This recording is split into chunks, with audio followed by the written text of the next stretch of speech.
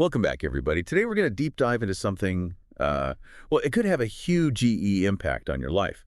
Donald Trump's second inauguration. Now, I know you're thinking, second inauguration, didn't he already serve as president? You'd be right. But this isn't your typical second term. We're talking about a comeback after years of legal battles, even assassination attempts. And get this, according to Sky News, supporting Trump isn't as taboo as it used to be. Think about what that means for political discussions, even just around the dinner table with family. It's fascinating, isn't it? This cultural shift where supporting Trump is becoming more acceptable could really reshake the social and political landscape. We're seeing a normalization of ideas that were once considered fringe. It makes you wonder, how will this impact everyday interactions, even personal relationships? Exactly. And to tops off, this inauguration is happening indoors because it's too cold outside. Yeah. CBS News says that hasn't happened in 40 years. Talk about unusual. It's certainly not your typical January in D.C., but beyond the weather, the bigger question is what this inauguration signifies for the next 4 years. How will this non-traditional second term play out, and how will it impact your daily life? Okay, let's dive into the CBS News schedule for Inauguration Day. It's jam-packed, but there are a couple of things that really jumped out at me. First, Justice Kavanaugh is swearing in J.D. Vance as vice president. What do you make of that? That choice is a deliberate signal. Both Kavanaugh and Vance are known for their conservative ideology, and this pairing could indicate a strong conservative influence on future Supreme Court rulings. Think about the potential implications for things like health care, gun control, even privacy rights. These are issues that could directly impact your life and your community. You're right. That's a really good point. Those are all issues that hit close to home for a lot of people. Yeah. And speaking of deliberate choices, let's talk about the musical performances. Carrie Underwood singing America the Beautiful and the Naval Academy Glee Club performing the Battle Hymn of the Republic. It feels very intentional, wouldn't you say? Absolutely. The selection of these patriotic and traditional songs likely aims to evoke a sense of unity and appeal to a broad audience. But remember, these songs also carry historical baggage, often tied to specific political narratives. It's important to be aware of that context and consider how it might be used to shape public opinion. It's like they're trying to send a message, but it's up to us to decode it right.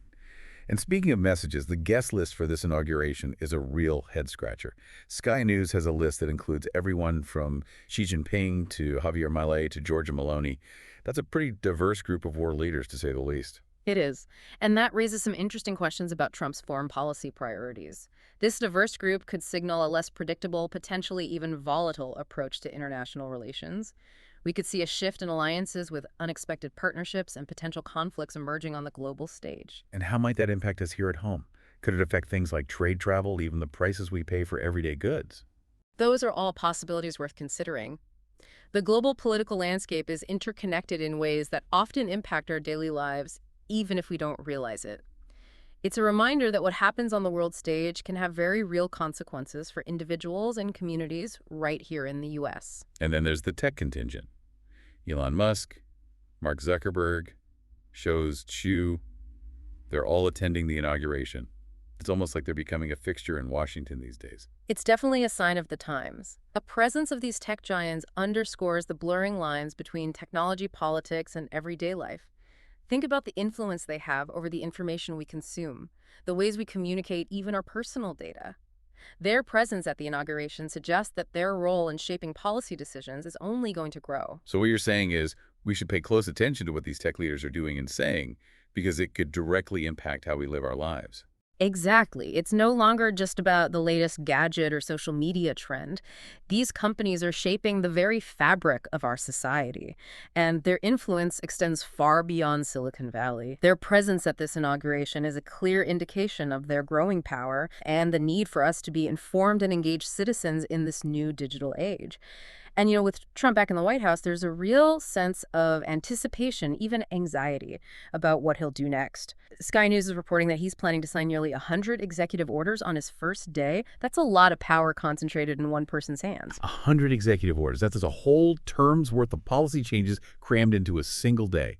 It's mind-boggling and honestly a little bit scary. I mean, what does that even mean for the average person? Are we just going to wake up tomorrow with a whole new set of rules and regulations? It's definitely a bold move, and it suggests that Trump is eager to assert his authority and make a dramatic impact right from the start. These executive orders could cover a wide range of issues from healthcare and the economy to immigration and environmental regulations. And yes, it's entirely possible that some of these changes could have a significant impact on your daily life, potentially affecting things like your job, your healthcare costs, even your ability to travel or access certain information online. Okay, so let's try to break this down a bit. Based on what we know about Trump from his previous presidency, what are some of the areas where we might see immediate action through these executive orders? If we look back at his first term, deregulation was a major theme. We could see a rollback of regulations on industries like energy and finance, which could have both positive and negative consequences. On one hand, it could lead to economic growth and job creation, but on the other hand, it could also lead to environmental damage and consumer risks. It's a delicate balance, and the details of these orders will be crucial in understanding their true impact. So, for someone listening who's worried about climate change, this could be a big red flag, right? Hmm. Trump wasn't exactly known for his environmental policies during his first term. That's a valid concern. Trump's previous stance on climate change was largely dismissive, and he withdrew the U.S. from the Paris Climate Agreement. It remains to be seen whether he'll take a different approach this time around, but many environmental advocates are understandably apprehensive. If he does push for further deregulation of industries like fossil fuels, it could have serious consequences for the environment and potentially exacerbate the effects of climate change, which could impact everything from the air we breathe to the food we eat. It's a lot to take in.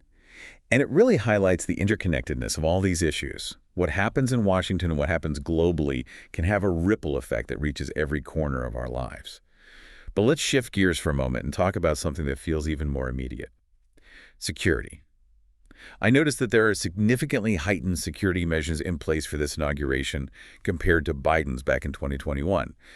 They're citing the New Year's terror attack in New Orleans as the reason, but it still feels unsettling, wouldn't you say? It definitely raises concerns about the potential for increased security measures becoming the new normal.